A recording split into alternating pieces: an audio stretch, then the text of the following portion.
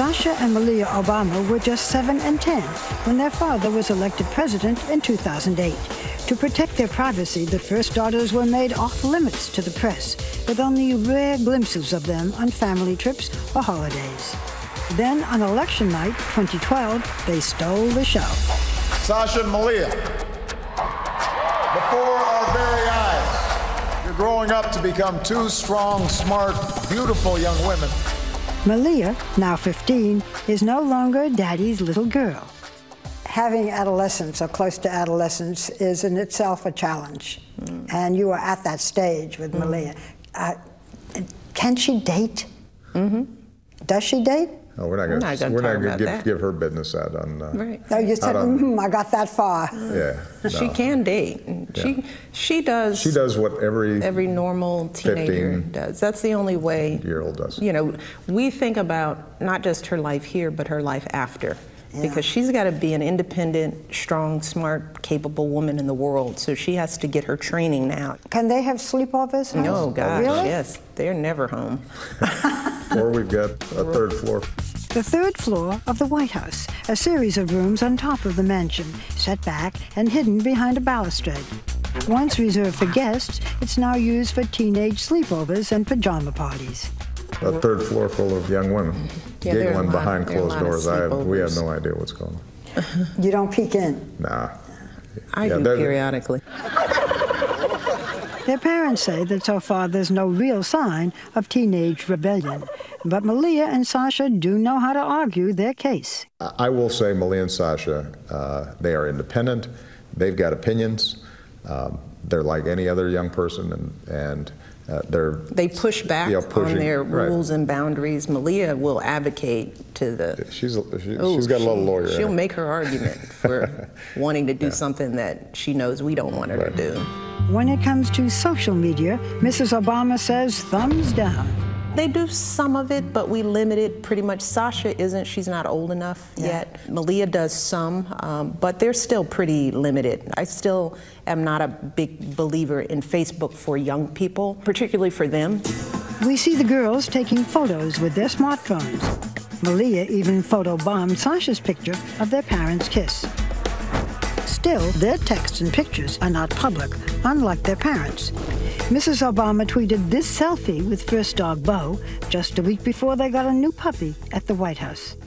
Now Bo has a little sister. We have now expanded our family. Sonny.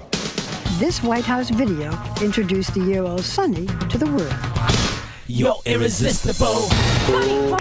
Come here, guys. Sonny, come. Now this is Bo. This is Bo. This is Sonny. Why did you want another one? For Bo. I see. Bo was lonely? He was feeling, well, the two puppies, Malia and Sasha, were starting to grow up.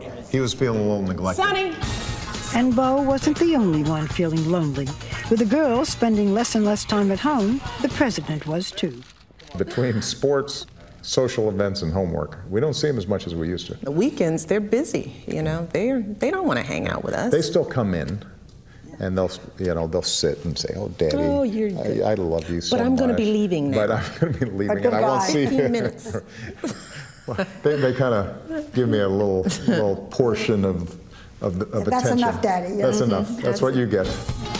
When the girls went away to sleepaway camp, Sonny and Bo were there to fill the empty nest. You know, Barbara, as Barack noticed this summer with the girls both in camp, you know, we got a glimpse at our future. It was just the two of us looking at each other at the dinner table with Bo and Sonny. And for the first time, he was touched. He almost teared up. He was like, thank God we have them. Is it true that when the president's away, you sleep with Bo? No. That's not true. No. Really? Absolutely not. Now, is this news to you? Look, my general rule is don't let the dog in the bed. I see. Yeah, we don't let the dog in the bed. I've given up. The girls let these guys both in the bed. Sorry. How can you help it? They're so cute. The rambunctious Sonny also keeps 4-year-old Bo in shape, which goes hand in paw with the First Lady's initiative to combat childhood obesity through exercise and diet. This is way more fun than sitting in front of the TV, am I right? Videos of Mrs. Obama dancing have gone viral. Good luck.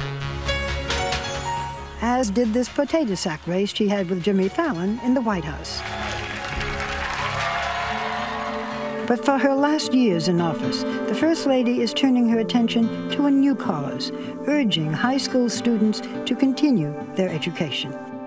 You have a new initiative, and it's to help to make the United States #1 in college graduates by 2020. This is a very personal initiative for you. Absolutely. I want to really shine the light on the kids and have them take more ownership in their education. I mean, that's how both Barack and I did it.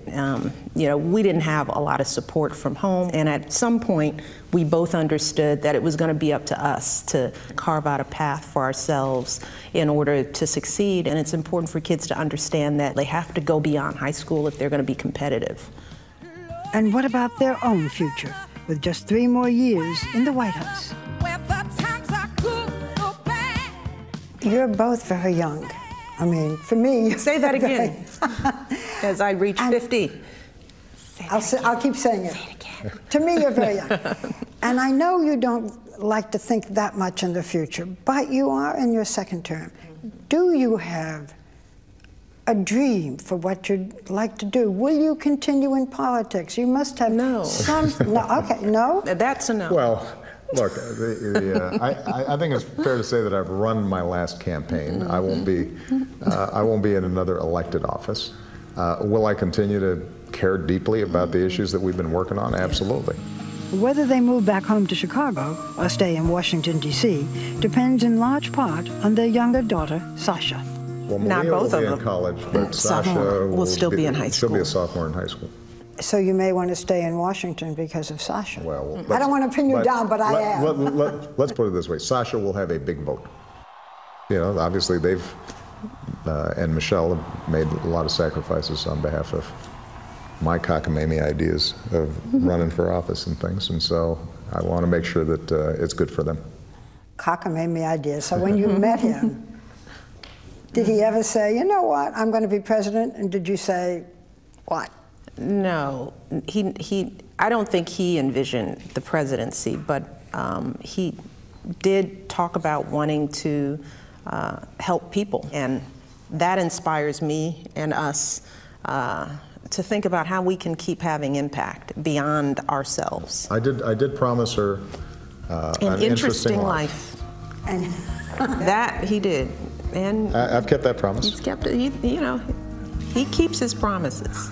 more interesting than you might have wanted. It's been interesting, and it will continue to be when we leave here.